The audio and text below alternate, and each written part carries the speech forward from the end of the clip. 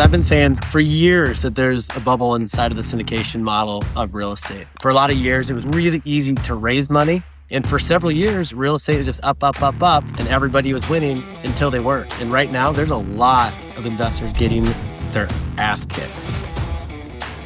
Yeah, I mean, I see it. I'm in some, we're going to go abundance in the pot. I'm on I think it's a passive investing microtribe. And a lot of people, like, distributions are getting withheld, or there's capital calls, or people are just outright losing their investment. So I'm not arguing that it's not an issue. It absolutely is an issue. I would say probably more pronounced with the most recent run up, because we have guys we've had people on our podcast that have been raising capital for decades successfully and taking care of their investors. So, if you think about the syndication model, I think it's just a path to take down deals, to raise capital, to pool money. The SEC sort of gave an exception where you don't have to have a securities license or issue securities, giving people the potential or the opportunity to pool cash, which I think, when I just step back from the whole thing, I love the syndication model. In other words, I think our country has been good at allowing investors or entrepreneurs to pool capital behind an idea or a property or an asset or whatever to then provide returns. So if you look at any startup company or multiple investments throughout the country, they're backed by some sort of model that's similar to syndication, right? So I it's the idea of pooling resources all to go achieve an idea. And so I like the model. Now it's just like saying sports cars are bad because somebody wrecked a sports car. Okay, well, is the sports car bad or is it the operator? Yeah, well, maybe both, but I don't like the model, and here's why. For one, I'll say I've never put my money. I've never been an LP in someone else's deal, but I've also never raised capital to my own deal for my own deals. And I think there's a level of freedom to that too. So I think some of it comes down to what you want and what you want your level of responsibility to be. So when I win big, I'm not having to necessarily share. I don't share that with other investors. And if I have a problem property or a challenge, I'm also not responsible to say, "Oh fuck, I just lost all your money." And I think when I say that there's a problem in the syndication model, you can be a good operator and it could be a good deal, but oftentimes what kills the deal, it's the debt. And with commercial property, it's usually short-term debt. Usually that debt you have to renew in 5 years, sometimes longer, but you're getting short-term debt on a long-term asset. And so, I actually think in a lot of scenarios, it's far riskier for the LP investors. So maybe the GP, the person raising money, they have their reputation on the line, but the LPs can lose it all. And usually the way it's written up, and yes, every investment there's some level of risk, right? So I do think there's a lot of LPs just blindly giving their money to operators. And for a lot of years, it worked because every property was just going up and up and up every single year until it wasn't. But I think where the risk is, you get LPs putting their life savings into some deal, and if it doesn't go well, they're out all their money. Contractually, legally, they are out all their money, and the GP doesn't owe them anything. And even if it's non-recourse debt, the GPs can just give the property back to the bank, and they've already made their fees, sometimes millions of dollars on the front end, whether that property does good or not. And I think that's the risk for the LPs, is they're going in with the possibility of losing all their money, and they really have no personal recourse to get that money back. So, if you invest in a stock, you're buying a security, and if the stock goes to zero, you lose your money. That's how it works. If you invest in a syndication, it can be the same way. Now, is there any onus of responsibility on these LPs and investors to understand the risk, the operator, the deal, the PPM, the paperwork? What is the onus of responsibility on them? Because yes, I do believe there's a responsibility of the operator to do the best they can to fulfill their obligation, right? To provide a return, protect capital.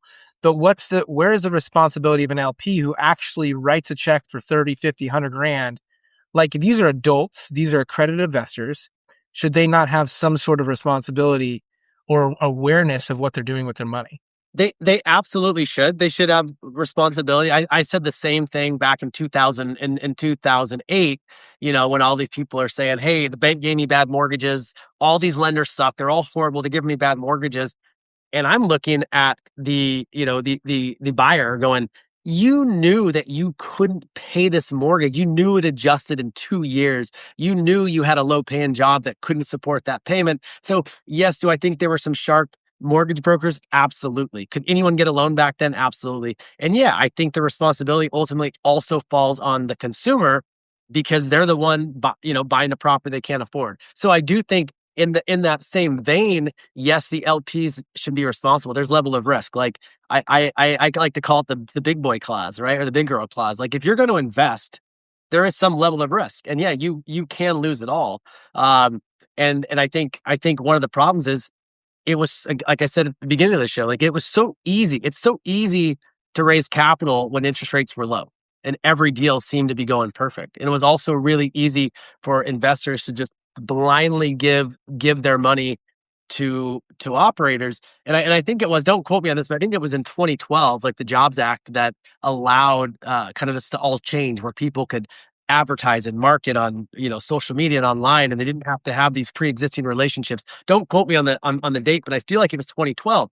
Well, that's also when the real estate market really started recovering and everything started going up and up and up slowly, right? And so we've had this long run, and you've had these operators that could buy on slim margins and get away with it. But where the problem is it's when these deals they go to refinance. And contractually, the idea of a lot of these syndicates are that they will pay their investors back. And when it's time to refinance, well, the market changed. I mean, we just had, the highest interest rate jump that we ever had in American history. So like, regardless, even if you increase NOI, even if you decrease expenses, even if you add value to the property, when you through rent bumps and creating different efficiencies, the value of that property still might not appraise out when interest rates double, and you may not be able to get any kind of long-term debt on that property, and your investors are fucked. Your investors are screwed. They have no way to recapture their capital. I think that, so one, you mentioned debt. It's always debt.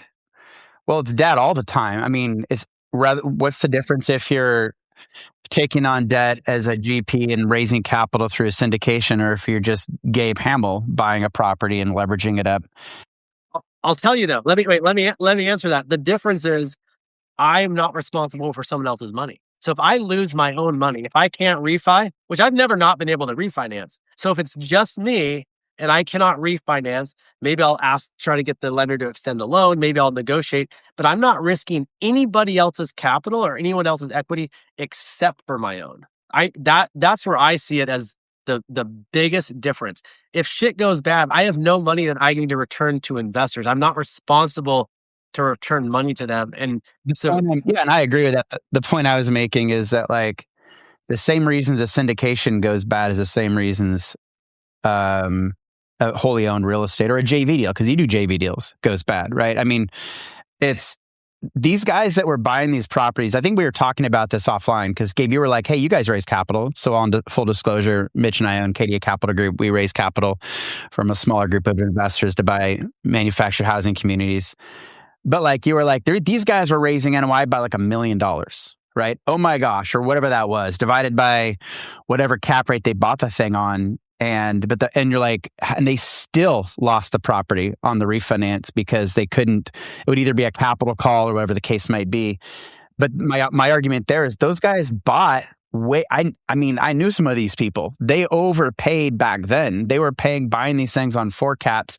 They were underwriting that $1 million of upside, maybe pro-forming out to a 6 cap, but they didn't care because they raised $250 million or $100 million or whatever it was and took an acquisition fee, made a shitload of money on that. And the fundamentals of the deal, that was sort of like the tail wagging the dog. And so like you asked us, Gabe, offline, like, how do you guys make sure you didn't lose your investors' money? Because Mitch and I were doing this. We were raising capital during the run up. Well, we had some very, very tight guidelines. Like we have to buy this thing within 6 months. It has to be at a 9 cap. DSCR has to be over a 1.6 or a 1.7 or a 2.0 or So, but like, If you like what you're hearing so far and you are not making at least $120,000 a year with cash flow real estate or have millions of dollars in equity, come check out our 0 to 100 elite community. The link is below. Check it out. I mean, to answer that question too, it's also why we haven't done that many deals. I mean, we've done 12 deals or something, or 15 deals maybe total across Acadia, which in reality over 7 years. So we're not a deal machine, and we have not. So if you think about the syndication, if you say the word syndication model, that's almost like saying real estate. In other words, once you dive into syndication, there's all kinds of ways to do it. There's all kinds of fee structures. There's all kind of waterfalls, prefs. There's all kind of, and then there's different ways to go about it. So like for me, where the syndication model goes bad, in my opinion, is when you turn syndication into a sales organization. In other words, you have a team that you have to support, you have to feed, and you're not really taking distributions, you're feeding them on acquisition fees. In other words, you have to go close deals. And that's a problem. You think about Travis and I, we don't have employees. We don't have like a big team. We have partners that share in the upside that help us operate. And the reason we did that was so that we don't have to go feed a team. So then therefore we do not have to go buy deals. We can go a year or 2 or 5 at a time without closing a deal. And that's the worst part about our group is our investors go, when's the next deal? And I go, I don't know. When we find it. We're not like, you see what I'm saying? Versus other people are, I get the point there. I guess the point, and I'm not trying to say that all syndicators, I'm definitely not saying syndicators are horrible people. I actually like you guys both. And I have a lot of, Mitch is a horrible person. And I have a lot of close. Yeah. I mean, if I had to choose Yeah. one of you, No, I know. No, and I have a lot of friends that raise capital, and they're great syndicators. They do well.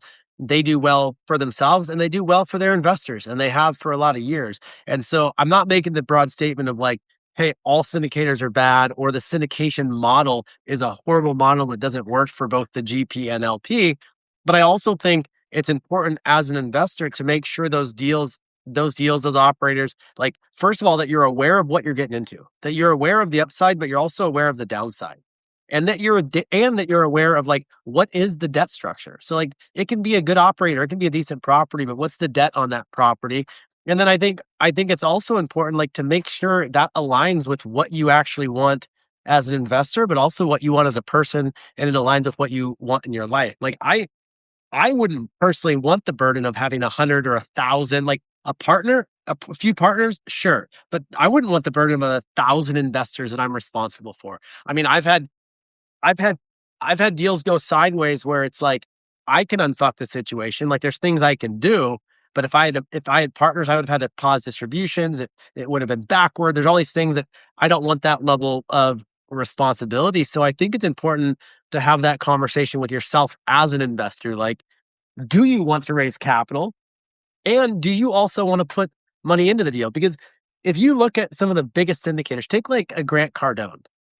He's the wealthiest of the investors in the deal, right? And you get a lot of syndicators saying, well, I'm putting money in the LP as well. But you got to make sure the incentives are aligned. Some of these operators are taking huge acquisition fees. So they're making millions and millions and millions of dollars on the front end, regardless if the deal goes good.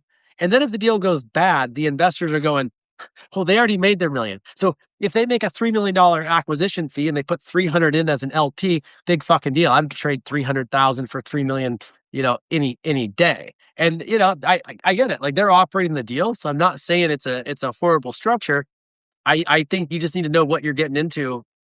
That part of the model, I think, is broken. I think that's antiquated. I think syndicators and operators or general partners, that, like, we structure ours differently. Like, it should be aligned with the success of the deal. Just like I hate paying property managers based on top line revenue. It should be net operating income if you're managing a commercial asset. But we still take acquisition fees, because the problem is there's so many properties we pursue that we actually do lose money on. We do, like, there's a lot of resources to go into it. So yeah. So it's just, but it's also like, I mean, as an LP, you need to understand who are the operators, what's their track record, what's their thesis, how are they going about this. By the way, if you see an operator who is going batshit crazy buying deals everywhere, they're probably just buying a lot of bad deals. I don't believe that. I don't think that any one team can find a deal a month out there. I think it's pretty tough. that most likely they're fueling their team on acquisition fees and that's their revenue source. And it's like a sales team. And that's a dangerous team because in the short term, they make the money or whatever, but the long term, they're grabbing assets that are probably going to fail. Like that's, maybe I'm wrong. Maybe somebody can find a deal a month and that's fine, but I don't know. I mean, I think the biggest thing I want to leave our listeners with, whether you're trying to scale your own portfolio, like, and you want to raise capital, make sure that you're comfortable with the model. If you're going to raise capital, make sure like you understand it, but also that your investors really know what they're getting into. And if you're on the other side of that, you're going to invest in someone else's deal. I think it's also important to know, like, what is the deal structure? What are the acquisition fees? What could go wrong? As we said before, like there's a level of risk in any investment, not just real estate, but you need to understand the upside, but you also need to understand what could go wrong. And I think, some of these men and women have been doing this for a long time. I think it's important to, when if you're going to invest in someone else's deal, like ask the operator, like give me an example of not just deals that have gone good. What are some deals that have gone bad, and how did you get out of that? How did you work through that? I'm glad you said that because I feel like there's a couple things LP should look at. One, I mean, if you could find a really good operator that whether the operator was syndicating or not has seen market down cycles and has lived through that, like, because I think I see a lot of younger syndicators, they just got super optimistic. Just like I saw a lot of flippers and spec builders before '08 that thought this is just the way life was, right? And just like we saw these syndicators that just thought this is how debt was, rents were continuing to go up, my NOI was always going to go up, debt was always going to be cheap. It was just, but that's the only world they ever knew because before that they were, in Cub Scouts. So at the same time, like, does your operators, have they seen different market cycles? Right? Because this too shall pass, whether it's good or bad. What's the incentive? How are they incentivized? Is it more incentivized aligned with what you need out of the investment? Or are they just taking 4% acquisition fees and killing you? I mean, because fees aren't bad. Like Mitch said, like we charge an acquisition fee because our investors are essentially paying us for kissing a bunch of ugly frogs. You got you got to get paid for the work that you do, and you're on the acquisition side, you're running the deal, you're running the property. So like there's nothing wrong with that. I think I want to see an operator like where I get concerned is, what's the track record? Like, and there's a lot of years where these new syndicators are popping up and they've never bought a property in their life.